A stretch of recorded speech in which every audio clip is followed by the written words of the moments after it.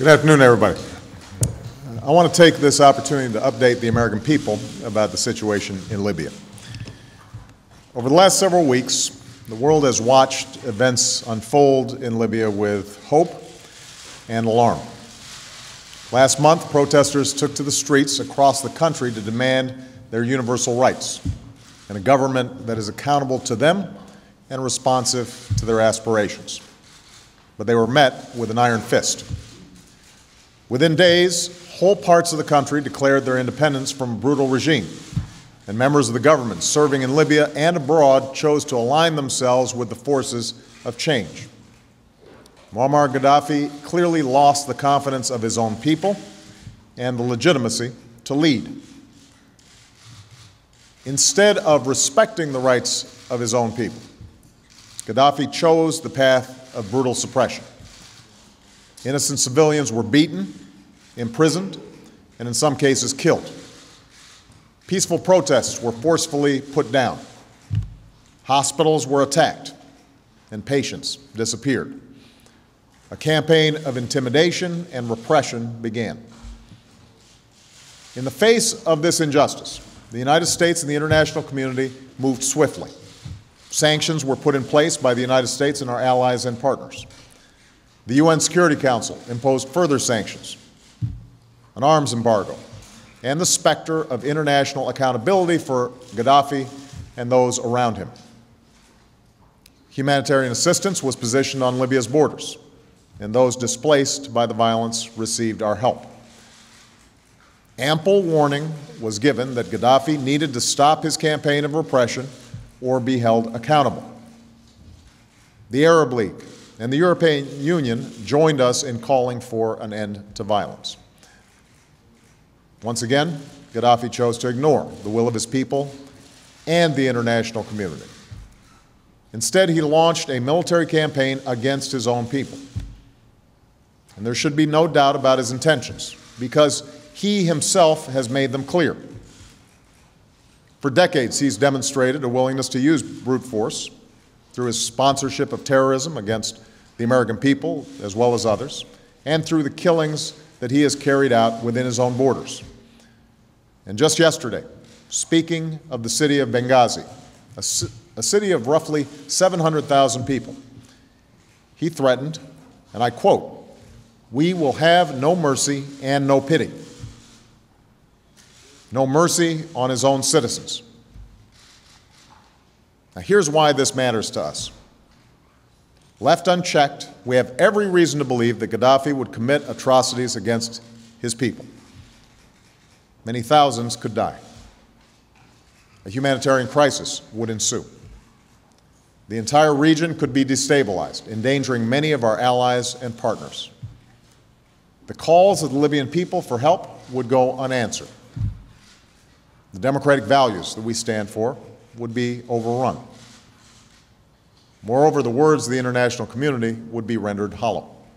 And that's why the United States has worked with our allies and partners to shape a strong international response at the United Nations. Our focus has been clear: protecting innocent civilians within Libya and holding the Gaddafi regime accountable. Yesterday, in response to a call for action by the Libyan people and the Arab League, the UN Security Council passed a strong resolution that demands an end to the violence against citizens. It authorizes the use of force with an explicit commitment to pursue all necessary measures to stop the killing, to include the enforcement of a no-fly zone over Libya. It also strengthens our sanctions and the enforcement of an arms embargo against the Gaddafi regime. Now, once more, Muammar Gaddafi has a choice. The resolution that passed lays out very clear conditions that must be met. The United States, the United Kingdom, France, and Arab states agree that a ceasefire must be implemented immediately. That means all attacks against civilians must stop. Gaddafi must stop his troops from advancing on Benghazi, pull them back from Ajubia, Misrata, and Zawiya, and establish water, electricity, and gas supplies to all areas. Humanitarian assistance must be allowed to reach the people of Libya. Let me be clear.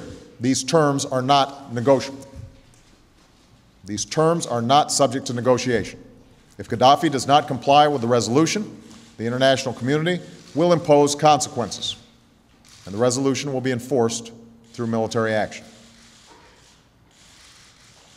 In this effort, the United States is prepared to act as part of an international coalition. American leadership is essential, but that does not mean acting alone. It means shaping the conditions for the international community to act together. That's why I've directed Secretary Gates and our military to coordinate their planning, and tomorrow Secretary Clinton will travel to Paris for a meeting with our European allies and Arab partners about the enforcement of Resolution 1973. We will provide the unique capabilities that we can bring to bear to stop the violence against civilians, including enabling our European allies and Arab partners to effectively enforce a no-fly zone. I have no doubt that the men and women of our military are capable of carrying out this mission.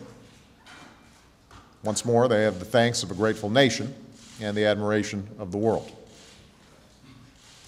I also want to be clear about what we will not be doing.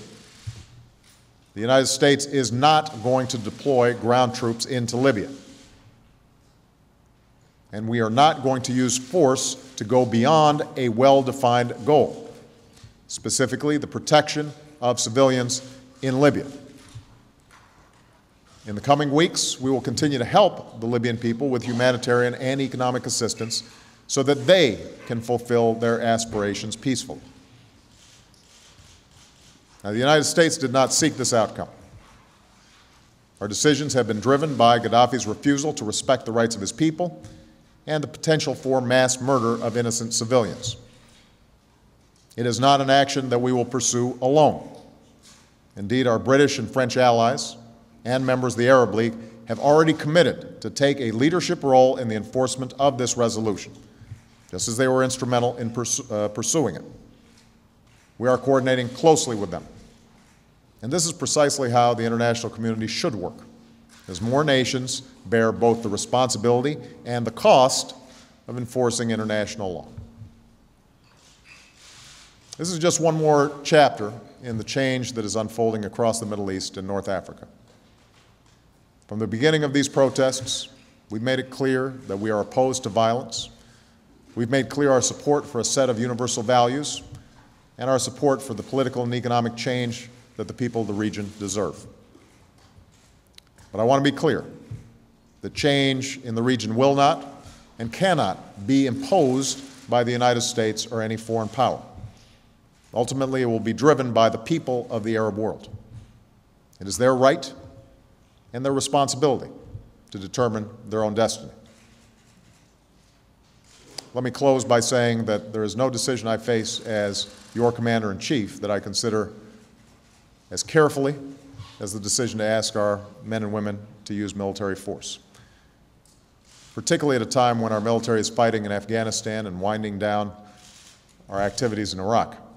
That decision is only made more difficult. But the United States of America will not stand idly by in the face of actions that undermine global peace and security. So I've taken this decision with the confidence that action is necessary and that we will not be acting alone. Our goal is focused, our cause is just, and our coalition is strong. Thank you very much.